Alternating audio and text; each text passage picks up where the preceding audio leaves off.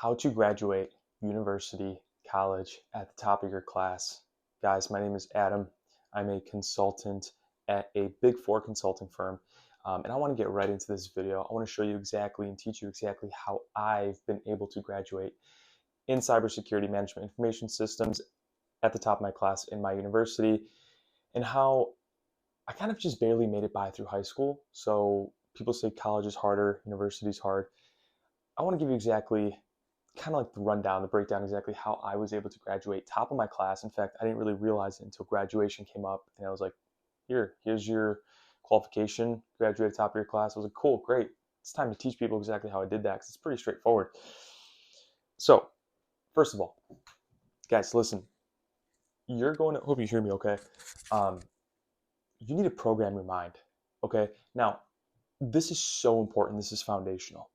Above anything else, you need to program your mind correctly, and more so reprogram your mind, because everyone has a program running in their minds, kind of like a software engineer programs a computer, and that computer runs a certain way and it runs on certain code.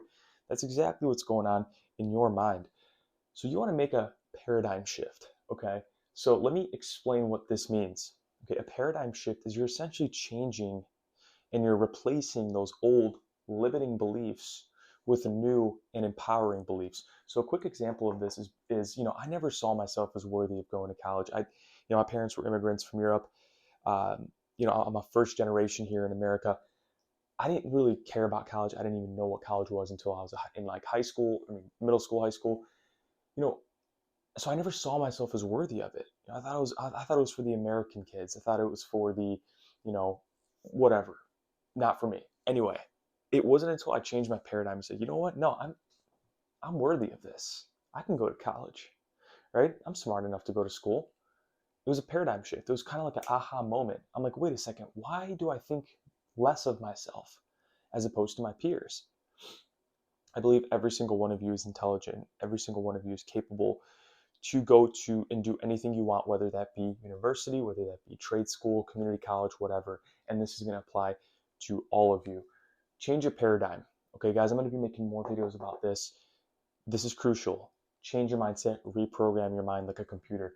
Next thing is the winner effect. Okay, you need to establish like an unshakable confidence about yourself. Okay, so you want to essentially be so confident in your ability to achieve that nothing's going to shake that. Nothing's going to get in your way. Okay.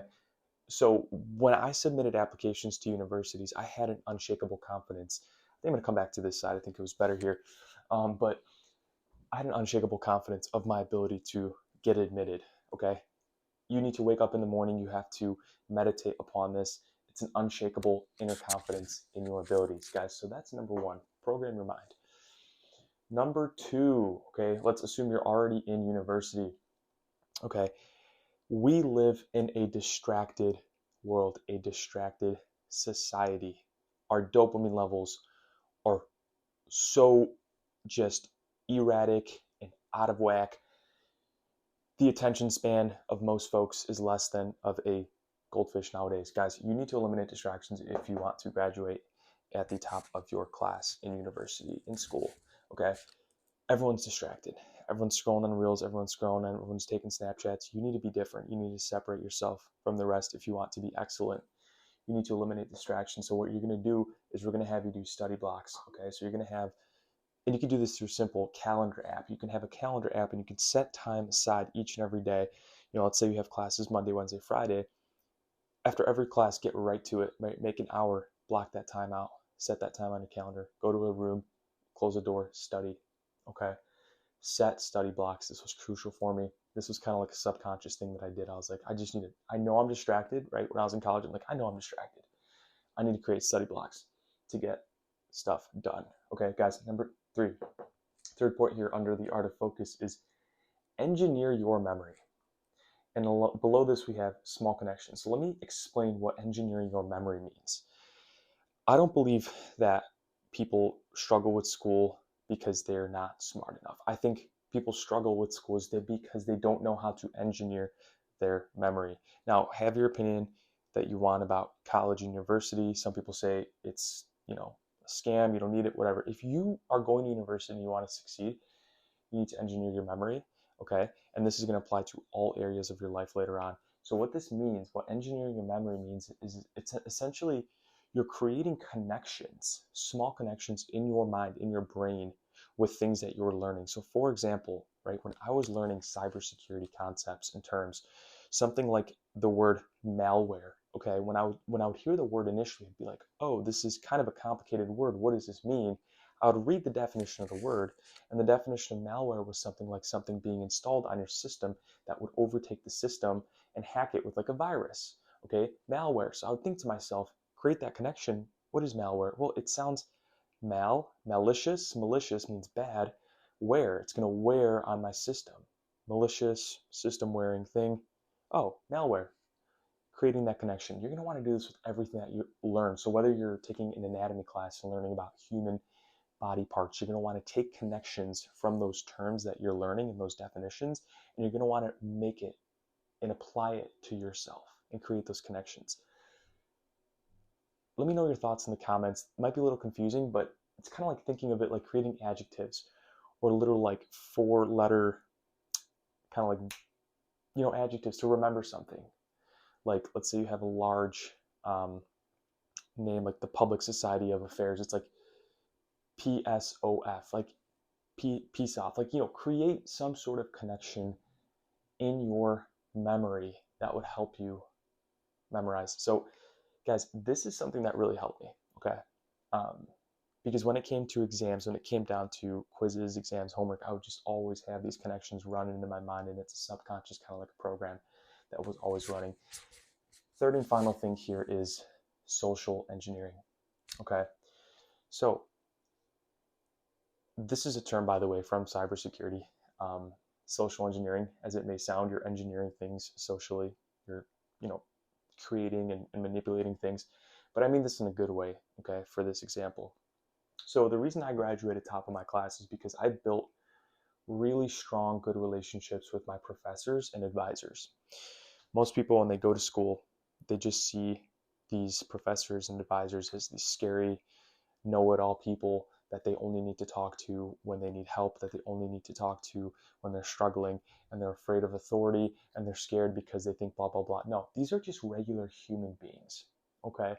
Talk to them as if they're your friend, and what you're going to do is you're going to create small talk, and that's going to build trust with your professors. Every single one of my professors I had and still do have a close relationship with. It says a lot.